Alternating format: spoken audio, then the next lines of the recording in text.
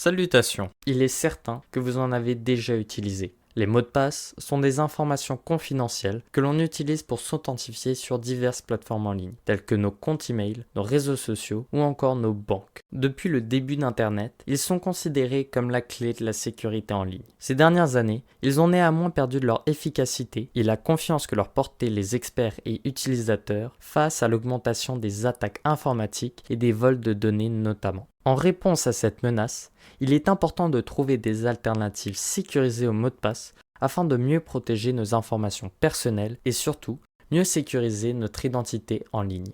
Comme mentionné, les mots de passe ont longtemps été considérés comme la première ligne de défense contre les pirates informatiques et autres cybercriminels. Les attaques informatiques sont de plus en plus fréquentes et sophistiquées, et les cybercriminels utilisent des logiciels de plus en plus performants pour déchiffrer les mots de passe. Malheureusement, il est devenu courant que des bases de données contenant des milliers de mots de passe soient volées. En effet, cela facilite grandement l'accès aux comptes des utilisateurs par les hackers, surtout lorsque l'algorithme de hachage utilisé pour protéger ces mots de passe sur les serveurs est faible, voire même absent dans certains des cas les plus graves.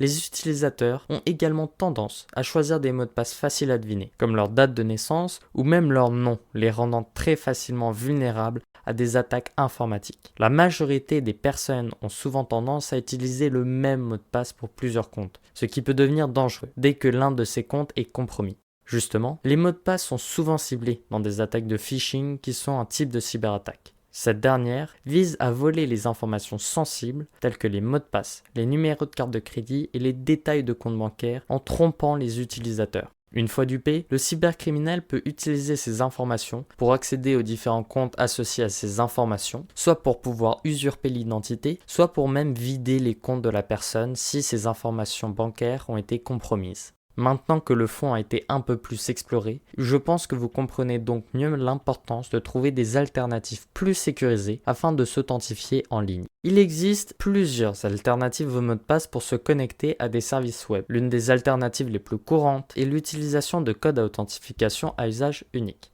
également appelé code à jetons.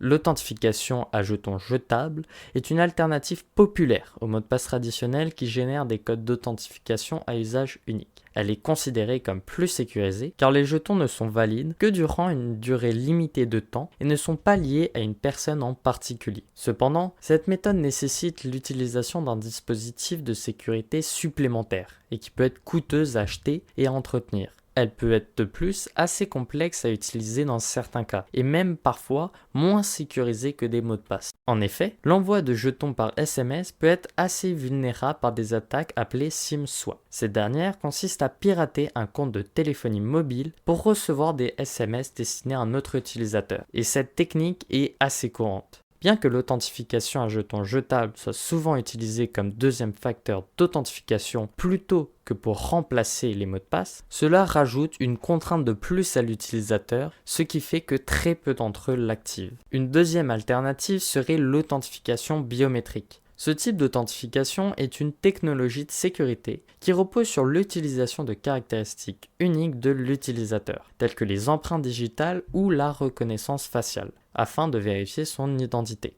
Elle a l'avantage d'être plus sécurisée que les mots de passe traditionnels car il est assez complexe de falsifier ou de reproduire ces caractéristiques telles qu'une empreinte digitale ou votre visage. Il est cependant important de noter que son utilisation peut nécessiter l'installation de capteurs spéciaux, ce qui peut augmenter le coût et rendre l'utilisation de cette méthode quasiment impossible sur des serveurs distants, voire même toute une ferme de serveurs. C'est pour cela que cette technique est plus souvent utilisée pour authentifier l'utilisateur sur son appareil plutôt que l'utilisateur sur un compte en ligne. Enfin, une troisième manière de s'identifier serait fondée sur l'utilisation de techniques cryptographiques complexes. Cette technique consisterait plutôt à prouver que l'on possède l'information confidentielle liée à notre compte plutôt que le standard actuel des mots de passe qui nécessite de le divulguer. Afin de rendre cela possible, une méthode de cryptographie asymétrique serait utilisée. Cette dernière génère une paire de clés composée d'une clé privée et d'une clé publique, qui sont liées de manière à ce qu'il soit possible de déduire la clé publique à partir de la clé privée, mais l'inverse est impossible. La clé publique sert à verrouiller un message, telle une serrure, de sorte que seule la clé privée, qui agit comme une clé de serrure, puisse l'ouvrir. Si vous souhaitez en savoir plus sur cette méthode d'authentification ou que ces explications restent floues pour vous, j'ai fait une vidéo dédiée à ce sujet qui explique en détail son fonctionnement. Cette méthode d'authentification est notamment mise en avant par des standards tels que WebAuthn, un standard développé par la FIDO Alliance et adopté par le W3C en tant que norme web, pour remplacer les mots de passe par des différentes méthodes d'authentification plus sécurisées. Cette FIDO Alliance, soutenue par de grandes entreprises telles que Google, Microsoft, Apple et Meta, promeut l'utilisation de WebAuthn et d'autres technologies de ce type afin d'améliorer la sécurité des comptes en ligne.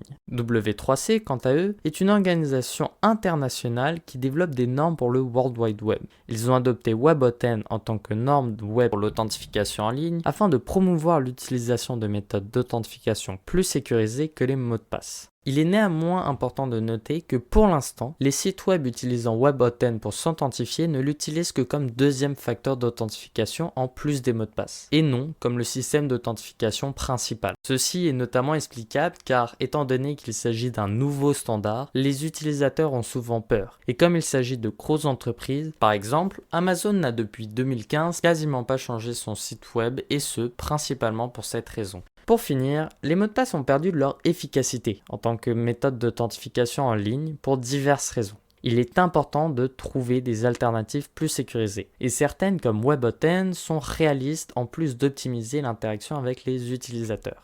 Bien que ces méthodes soient considérées comme plus sécurisées, elles peuvent être intimidantes pour certains utilisateurs qui ont peur du changement. Il est donc important de sensibiliser plus les utilisateurs aux risques liés aux mots de passe et leur offrir des options de sécurité alternatives pour protéger leurs informations personnelles.